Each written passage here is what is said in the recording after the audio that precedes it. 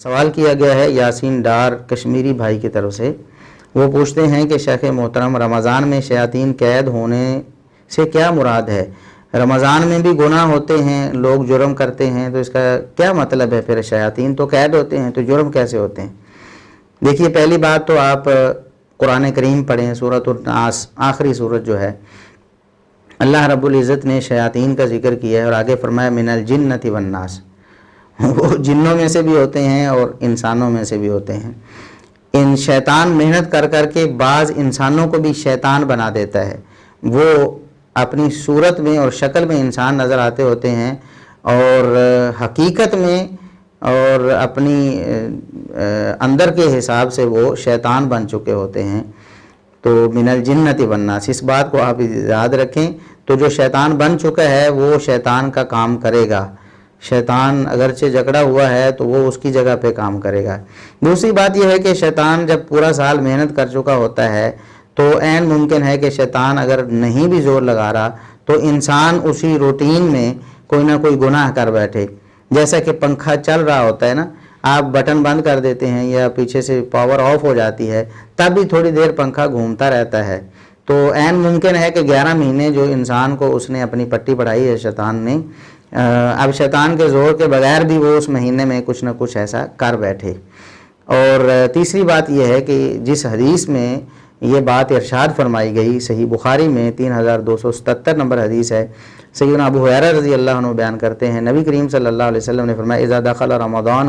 فتحت ابواب الجنۃ وغلقت ابواب جہنم وسلسلت الشیاطین، کہ جب رمضان داخل ہوتا ہے تو جنت کے دروازے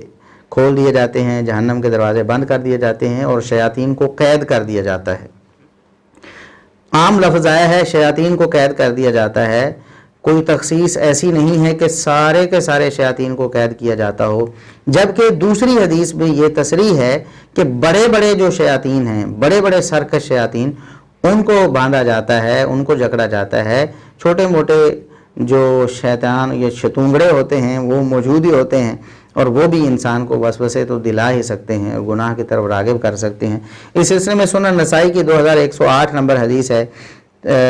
اس میں نبی کریم صلی اللہ علیہ وسلم کے الفاظ یہ ہیں کہ رمضان میں تفتح فیہ ابواب السماء،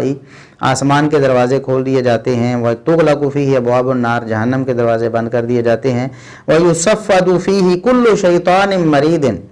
ہر سرکش شیطان یعنی بڑا شیطان جو ہے وہ اس میں جکڑ دیا جاتا ہے، وَيُنَادِي مُنَادٍ كُلَّ لَيْلَةٍ، ہر رات ایک پکارنے والا یعنی فرشتہ پکارتا ہے، یا طالب الخیر ہلم، اے نیکی کو طلب کرنے والے آؤ نیکی کرو، وَيَا طالب الشر امسک، او برائی کرنے والے رک جاؤ۔ یہی وجہ ہے کہ شیاطین جو بڑے بڑے سرکش شیاطین ہیں وہ قید ہوتے ہیں۔ تو گناہوں میں نمایاں کمی نظر آتی ہے ہمیں رمضان مبارک میں۔ آپ مسلمانوں کے علاقوں میں دیکھیں، نماز پڑھنے والے زیادہ، قرآن پڑھنے والے زیادہ، دروس سننے والے زیادہ، سگریٹ پینے والے کم اور شراب پینے والے کم، اور یہ لوگوں میں کمی ہو جاتی ہے۔ یہ اللہ رب العزت کا خاص کرم ہے، اور اس حدیث سے یہی معلوم ہوتا ہے کہ جو آپ صلی اللہ علیہ وسلم کی حدیث ہے کہ شیاطین کو جکڑ دیا جاتا ہے، اس سے مراد یہ ہے کہ بڑے بڑے پاپی جو پوپ ہیں وہ شیاطین جکڑ دیے جاتے ہیں، چھوٹے موٹے آزاد ہی رہتے ہیں اور وہ بھی انسانوں کو گناہوں کی طرف دعوت دے سکتے ہیں۔ دوسری بات یہ ہے کہ من الجنۃ والناس، شیاطین تو انسانوں میں سے بھی بعض شیاطین بن چکے ہوتے ہیں، لہٰذا جو انسان ہیں شیاطین وہ بھی اس طرح کی کاروائیاں خود بھی کرتے ہیں اور لوگوں کو بھی اکساتے ہیں ایسی کاروائیوں پہ۔ خود گانے سنتے ہیں، دوسروں کو بھی بھیج دیے، خود فلمیں دیکھتے ہیں، دوسروں کو بھی لنک شیئر کر دیا کہ فلاں فلم آئی ہے دیکھ لو بھی رمضان مبارک میں۔ تو یہ شیاطین بھی موجود ہیں، لہٰذا اس حدیث کو ان ساری چیزوں کے مطابق سمجھیں گے۔